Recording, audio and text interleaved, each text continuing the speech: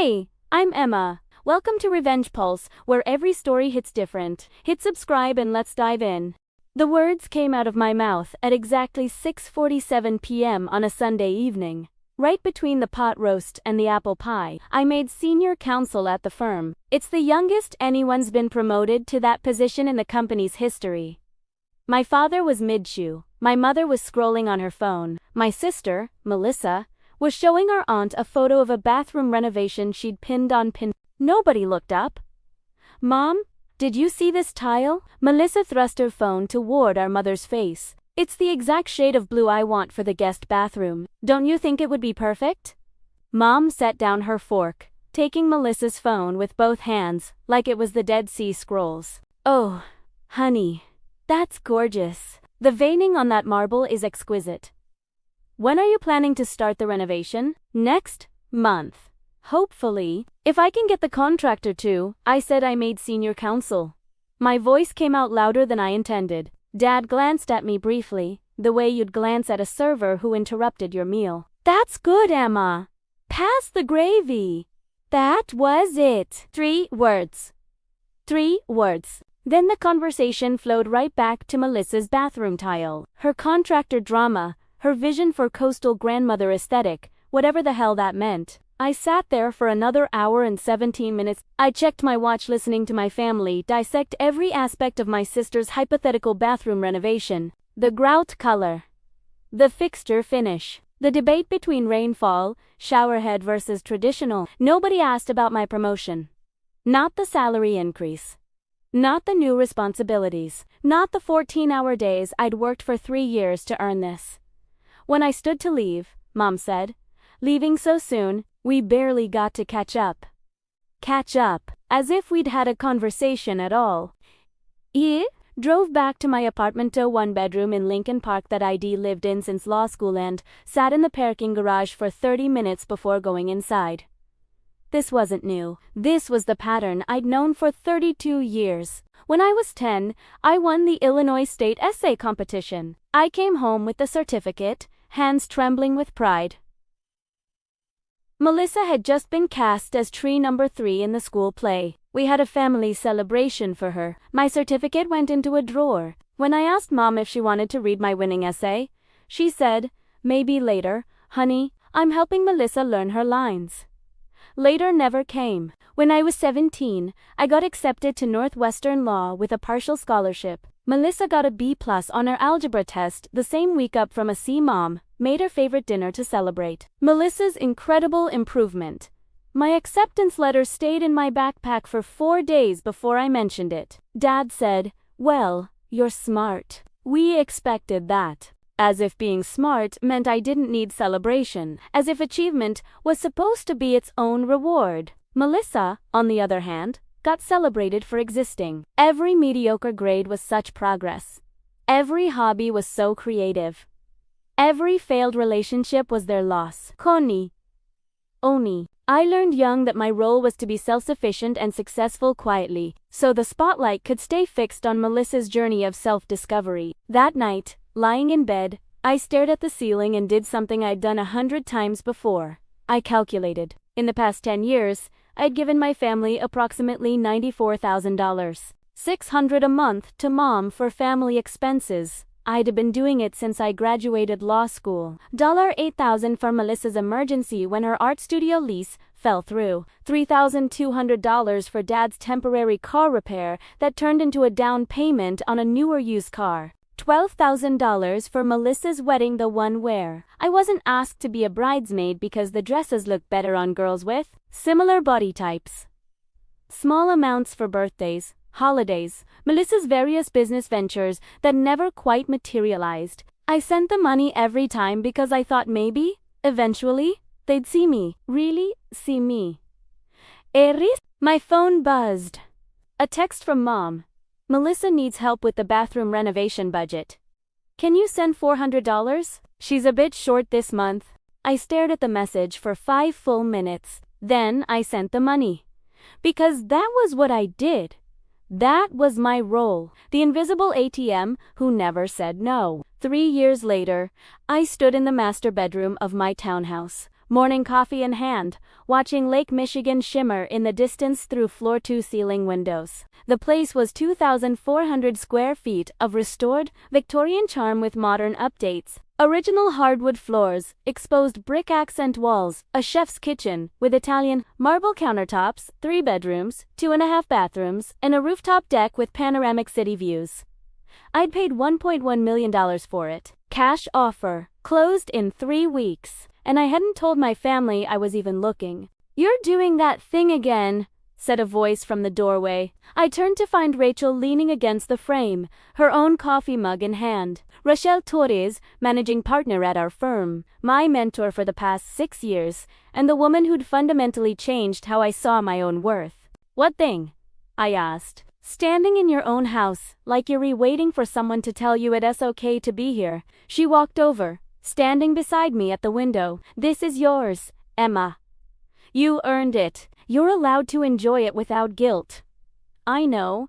And I did know. Therapy had helped me understand the golden child versus scapegoat dynamic with painful clarity. But knowing something intellectually and feeling it were different beasts. "How's the new position?" Rachel asked. "Intense. Fulfilling. I'd been promoted to partner 3 months ago, the culmination of 15 years of 70-hour weeks, landmark cases, and building a reputation as one of the best employment discrimination attorneys in Chicago. My salary was now $425,000 annually, plus bonuses. We won the Hendricks case yesterday. $3.2 million settlement for the plaintiff. I saw. Brilliant work. Rachel sipped her coffee. Your family coming to see the new place. They don't know I moved. Rachel's expression didn't change. She knew enough about my family from our conversations over the years. The endless loans. The ignored achievements. The way I'd funded Melissa's lifestyle while getting nothing but silence in return. "I still send my mom $600 a month," I said quietly. "She thinks it's for groceries and utilities. I've been doing it for a decade. They have no idea I bought this place. They think I'm still in that 1-bedroom in Lincoln Park." "Do they ask about your life?" "Melissa's opening an Etsy shop. That's been the main topic in the family group chat for 3 weeks." I pulled out my phone, scrolling through 62 messages about Melissa's shop product ideas, branding strategies, whether she should use Shopify or Etsy. I posted that I'd won the Hendricks case. 0 responses. Rachel shook her head slowly. "Emma, that's not normal family behavior." "I know. Trust me, I know." 18 months of therapy had made that crystal clear, but I've stopped trying to make them see me. I built this life without them. Better job, better home, better people around me. And it was true. My life had measurably improved in direct proportion to how much I distanced myself from my family's toxicity. My best friend from law school, Keisha, came over that weekend with her wife and their twin boys. "This place is insane," Keisha said, walking through the open concept first floor. "Emma, you really did it. This is the dream." "It still feels surreal sometimes," I admitted, watching the twins play in the living room. "Good surreal or bad surreal?" "Good. Definitely good." I poured us wine. "I keep waiting for someone to tell me I don't deserve it." Keisha's expression soft. She knew my history. "Your family still doesn't know." "Nope. And I'm not telling them." "Smart. Remember what happened when Melissa found out you made partner?" I did remember. Melissa had called crying, saying it was unfair that I got to be successful while she was still finding herself at 34. Mom had called asking if I could help Melissa get her foot in the door at my firm. For what position, she couldn't say, since Melissa had no legal training or relevant experience. At this age, no. It was the first time I'd ever said no to anything they asked. The guilt had eaten me alive for weeks, but I hadn't changed my answer. "You know what's wild?" I said to I did the math. I've given them about $94,000 over the past decade, and I stopped giving them anything beyond the monthly $600 about 8 months ago. Nobody noticed. Nobody asked if I was okay, if something was wrong, if I needed help. Because they only notice you when they need something. Exactly. My Days fell into a rhythm that felt sustainable for the first time in my career. Morning runs along the lake, work from 8 to 6, evenings spent cooking in my beautiful kitchen or reading on my rooftop deck. I dated occasionally. Nothing serious. I'd learned in therapy that I had trouble trusting people's interest in me, always waiting for the moment they'd reveal they wanted something. But I had friends. Friends. Rachel and her husband invited me to dinners where people asked about my work and actually listened to my answers. Keisha and I had weekly coffee dates where we talked about everything and nothing. I had colleagues who respected me, clients who sent thank you notes, junior associates who called me a mentor. I had therapy every Tuesday, where I worked on releasing the fantasy that my family would suddenly change. I had a life I'd built entirely on my own terms, and I'd built it quietly, the way I'd existed my whole life invisibly. Except now, the invisibility was my choice, my protection, my peace. The photo appeared on a Thursday afternoon in May. I was in a deposition representing a client in a hostile work environment case. My phone started buzzing in my bag. Professional that I am, I ignored it. The deposition ran long, almost 4 hours, and by the time I got back to my office, I had 23 missed calls and 37 text messages, all from my family. I felt my stomach drop before I even opened the messages. I scrolled back through my notifications and found the source.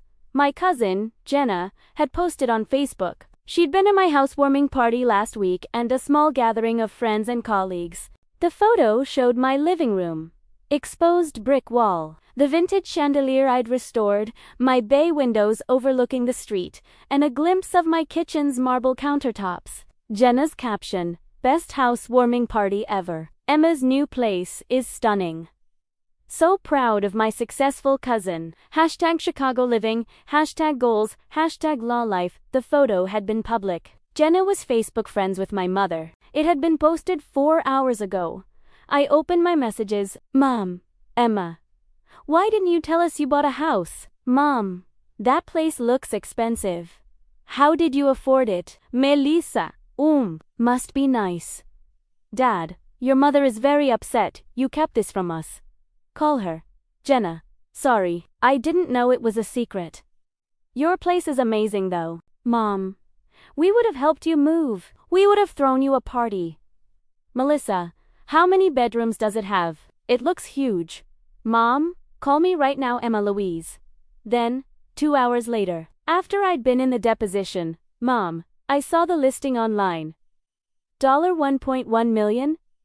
How is that even possible? Melissa, unbelieve you've been living in a mansion and didn't tell us. Dad, this is very hurtful, Emma. Family shares these things. I sat at my desk, watching my phone continue to buzz with incoming messages, and recognized this pattern with perfect clarity. More direct communication in 4 hours than I'd received in 3 years combined. I didn't respond that night. I went home, changed into comfortable clothes, ordered Thai food, and sat on my rooftop deck, watching the sunset over the city. Rachel called around 8 p.m. Saw Jenna's post. I'm guessing your family found out? 40 messages and counting. How are you feeling? Angry? Sad? Vindicated? Maybe. I watched a plane cross the sky. They've never once asked where I live, not once in 3 years. Mom still sends mail to my old apartment, but for hours after seeing a photo of something valuable, I'm suddenly the center of attention. What are you going to do? Nothing tonight. Maybe nothing ever. I sipped my wine. They've had 3 years to ask about my life. They chose not to. I don't owe them an explanation for that. No, you don't. By Friday morning, the family group chat had exploded. Melissa, so? Are we going to talk about Emma's secret mansion? Mom, it's not a mansion. Melissa, it's just a very nice townhouse. Dad, nice is an understatement. That's $1 million property. Melissa, how does she have that kind of money? Lawyers don't make that much. Mom, don't be rude. Melissa, Emma works very hard. Melissa, I work hard too. Nobody's buying me a house. Aunt Carol, I think it's wonderful. Good for Emma. Melissa, Of course you'd say that. Mom, let's all just be happy for Emma. Though I do wish she'd told us. It hurts that she kept it secret. I muted the chat and went to work. Friday afternoon, my assistant buzzed me. Emma, your mother is on line 3. She's called 4 times. She says it's urgent. I stared at the blinking light for 30 seconds. Then I picked up. Hi, Mom. Finally. I've been trying to reach you all day. Her voice had that sharp edge that meant she was upset, but trying to sound reasonable. Why haven't you returned any of our messages? I've been working. I have a trial starting Monday. We need to talk about this house situation. There's nothing to talk about. I bought a house. People do that. But you didn't tell us. We're your family, Emma. How could you make such a major decision without including us? The same way I've made every major decision in my life. Alone. While you were focused on Melissa. Silence. That's not fair, Mom said finally. We've always supported you. You didn't acknowledge my senior counsel promotion. You didn't respond when I made partner. You didn't notice I'd moved. For 3 years, you didn't notice. We've been busy with Melissa's Etsy shop and her bathroom renovation and her latest life crisis. I know. I've been watching from the sidelines my entire life. Emma, that's your sister needs more support than you. She's not as naturally successful. Stop.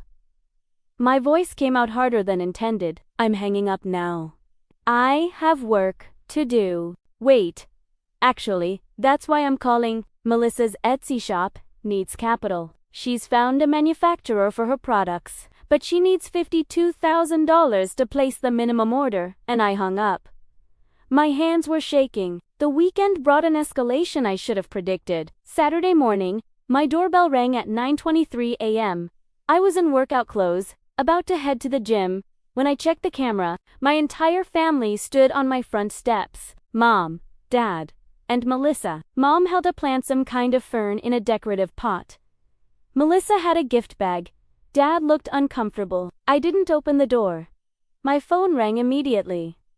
Mom's name on the screen. Emma, honey, we can see you're home. Let us in. We brought housewarming gifts. I didn't invite you here. We wanted to surprise you. Come on, don't be silly. Open the door. No. Emma Louise, this is ridiculous. We're your family.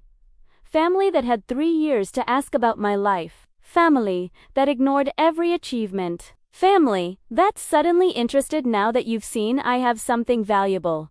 I watched them through the camera, Mom's expression shifting from confused to annoyed. I know why you're really here. The answer is no. No to what? But her voice gave her away. She knew exactly what I meant. No to the $52,000 for Melissa's Etsy shop. No to whatever financial request you're building up to. No to pretending you care about my housewarming when you care about my money. Melissa grabbed the phone. Are you serious right now? We drove all the way here and you won't even let us in. You drove here uninvited to ask me for money. That's not a family visit. That's a shakedown. You're being cruel, Melissa said. You don't need 2 bathrooms. You don't need a rooftop deck. You could help me. I've helped you for 10 years. $94,000 worth of help. Don. Don.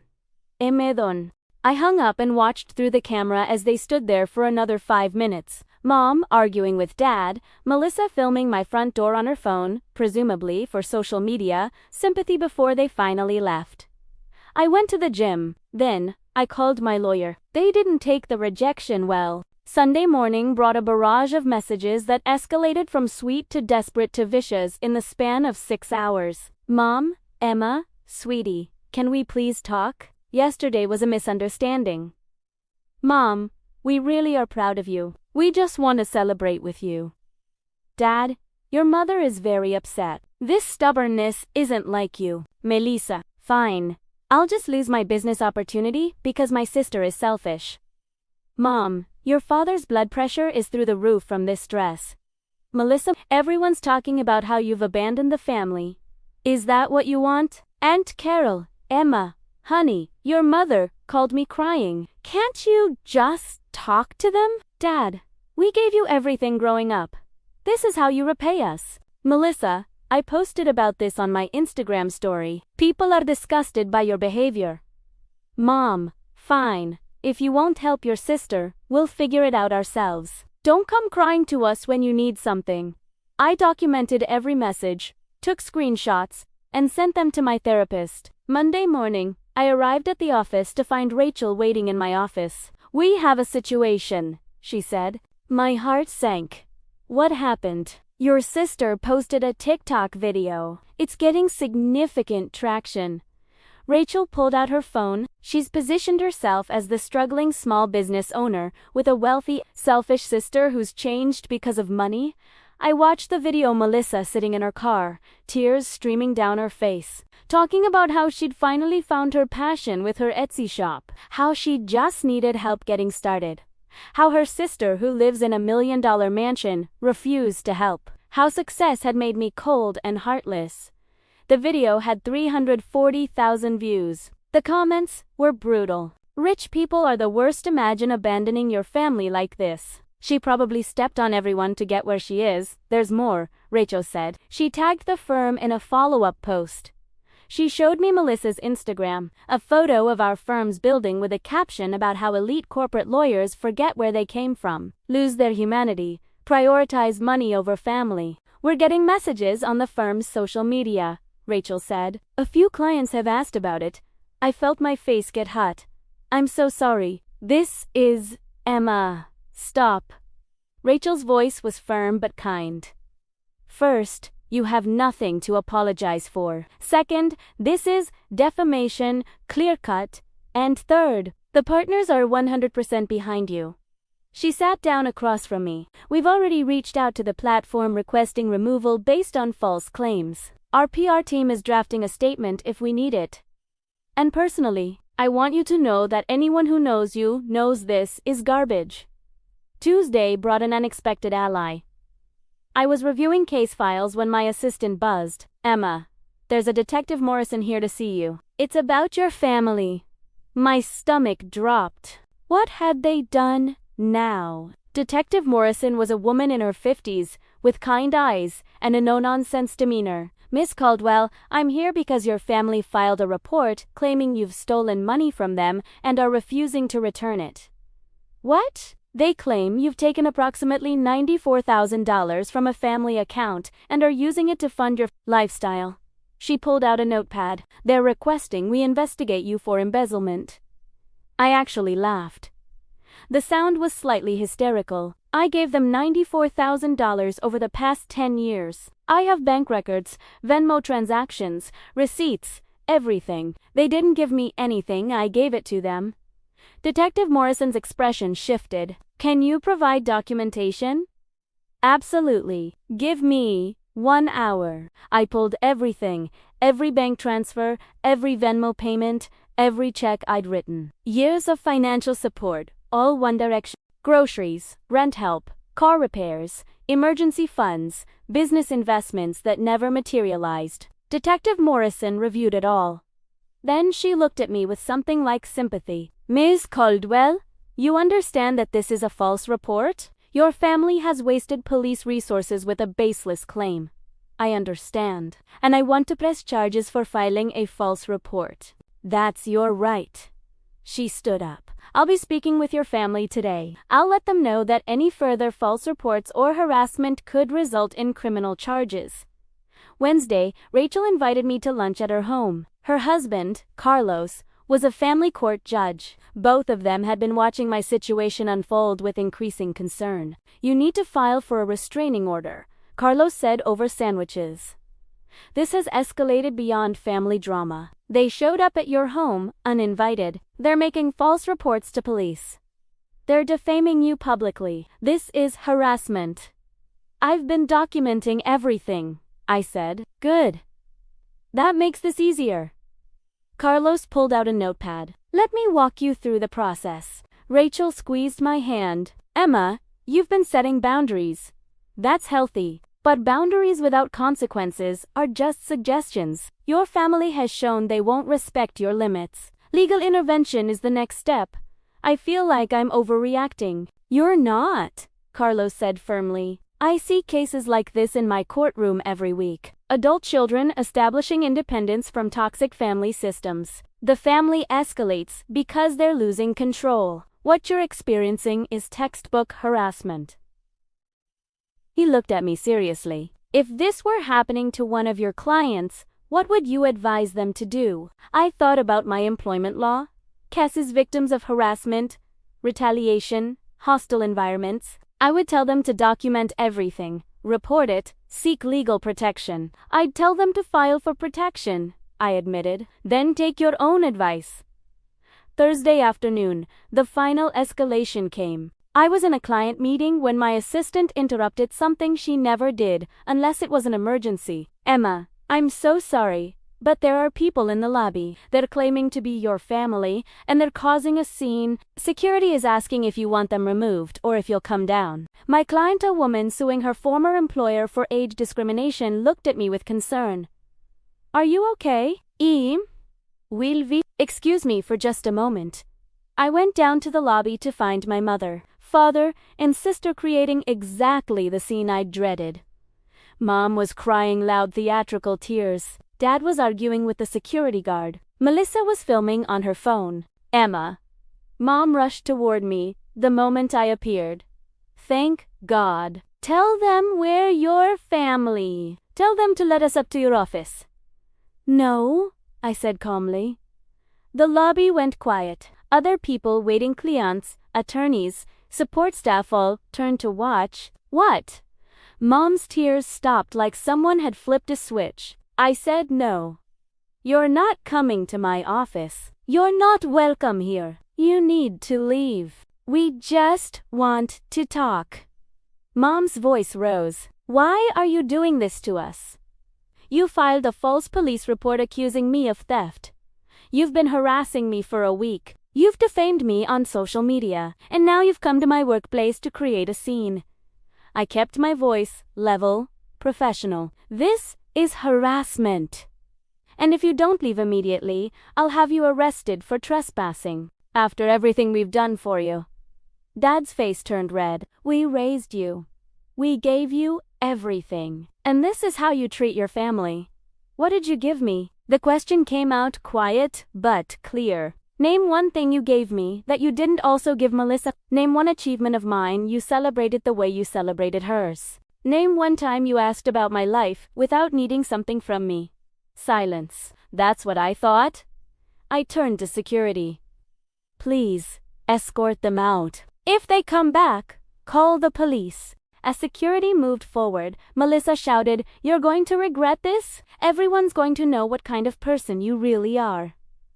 Good, I said. Let them know I'm the kind of person who sets boundaries and doesn't tolerate harassment. I'm fine with that. I watched them being escorted out, Melissa still filming.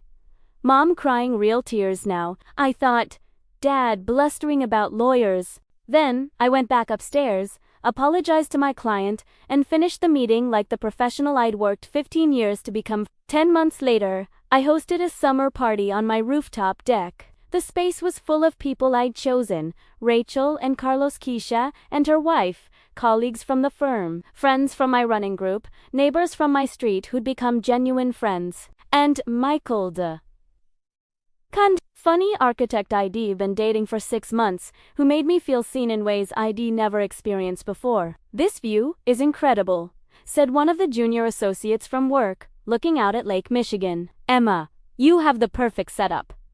She earned it, Rachel said, raising her glass. Speaking of which, I'd like to make a toast. To Emma, who won the Marshall case this week, a landmark settlement that's going to change employment law in Illinois. We're incredibly proud of you. To Emma, everyone echoed. I felt my eyes sting with happy tears. This was what belonging felt like. The restraining order had been granted in August. Melissa Esticta had been removed after our legal team proved defamation. She later posted a half-hearted apology video that had gotten exactly 73 views. The false police report had resulted in a warning for my parents. The firm had issued a statement supporting me and condemning harassment of its attorneys. I'd heard through Aunt Carol Hood apologized profusely and maintained our relationship that my parents were struggling. The $600 monthly payments had stopped. They'd had to cancel their vacation plans. Melissa's Etsy shop had never materialized. She'd moved on to another venture, this one involving They'd reached out twice through lawyers, asking to mediate the family conflict. I'd declined both times. I felt no satisfaction in their difficulties. But I felt no guilt, either. I'd stopped funding their choices. That was all. You seem really peaceful, Michael said later that night, after everyone had left and we were cleaning up together. I am. I loaded plates into the dishwasher. For the first time in my life, I'm not waiting for my family to finally see me. I'm not performing for people who'll never appreciate it. I'm just living. They really don't know what they're missing, he said simply. You're extraordinary. I'd heard similar words from mentors, from colleagues. But hearing them from someone who chose to be in my life, who showed up consistently, who celebrated my wins and supported me through the hard days, that meant something different. I used to think something was broken in me, I admitted. That if I just achieved enough, Ernest and Oge gave enough, they'd finally love me the way they loved Melissa. And now I know they did love me, just not in a way that was healthy for me. And walking away wasn't cruel, it was necessary. By the holidays, I'd found my rhythm. I spent Thanksgiving with Michael's family, warm, functional people who asked about my work, included me in conversations, made me feel like I mattered. Christmas was with Rachel, Carlos, and their extended family, a chaotic, loving celebration where I felt more at home than I ever had at my parents' table. New Year's Eve found me on my rooftop deck, Michael's arm around me, watching fireworks over the lake. "What are you thinking about?" he asked. "How different my life looks now." I gestured to the city, the townhouse, the life I'd built. A year ago, I was drowning in guilt. Now I'm just ... free. Any regrets? I thought about it, honestly. I regret how long it took me to realize I deserved better. I regret the money I gave them, not because I needed back, but because it represented years of hoping they'd change. But setting boundaries, walking away, building this life, I looked around at everything I'd created, no regrets at all. In February, the restraining order came up for renewal. My family's attorney requested a hearing, claiming they'd learned their lesson and wanted to repair the relationship. I extended it for another 2 years. The judge, a different judge, not Carlos, had reviewed the documentation, the harassment, the false police report, the workplace disruption, the social media defamation. "Ms. Caldwell," he said, "you've shown remarkable restraints throughout this process.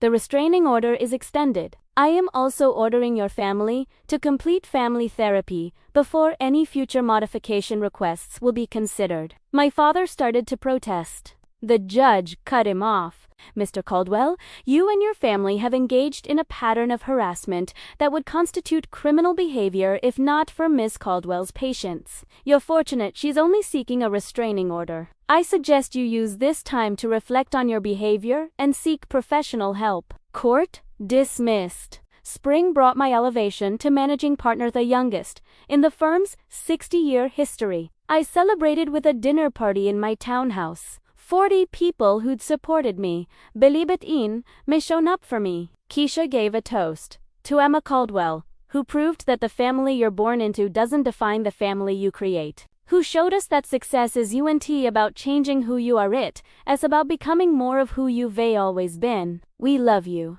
I looked around at the faces, smiling at me, genuine smiles, proud smiles, loving smiles. This was what I'd been chasing my entire life. Not achievement, not recognition, not even success. Belonging. And I'd found it not by earning it through endless giving and achievement, but by choosing myself, setting boundaries, and building relationships with people who valued me for who I was, not what I could provide. That night, Michael and I sat on my rooftop under string lights, the city glowing below. "Any regrets?" He asked, a question that had become a running joke between us. "Just one," I said. "What's that?" "That I didn't do this sooner, that I wasted so many years trying to earn love from people who were never going to give it." I leaned against him. "But everything else? The boundary setting, the career success, this home, This life, no regrets at all. What about the future? Think you'll ever let them back in? Maybe, if they do serious work. Family, therapy, individual therapy, genuine change, not just apologies, and only on my terms, limited contact, strict boundaries. I looked up at the stars, but I'm not holding my breath, and I'm not waiting for them to change to be happy. I'm already happy. Good, he said, and kissed the top of my head. A year after Jenna's photo appeared on Facebook, I posted my own image to social media. It showed my rooftop deck, filled with my chosen family, everyone laughing, the sunset painting, the sky orange and pink behind us. The caption read, "Grateful for the people who show up, celebrate authentically, and love without conditions. This is what family looks like." I didn't tag my biological family, they weren't in my life anymore. But I hoped, somewhere, they saw it. Not because I wanted to hurt them, but because I wanted them to see what they'd lost by never really seeing me in the first place. I was no longer invisible by default. I was no longer performing for applause that never came. I was finally, genuinely, completely at peace. And that was worth more than any amount of money, any family approval, any traditional definition of what family was supposed to be. I'd built my own definition, and it was beautiful.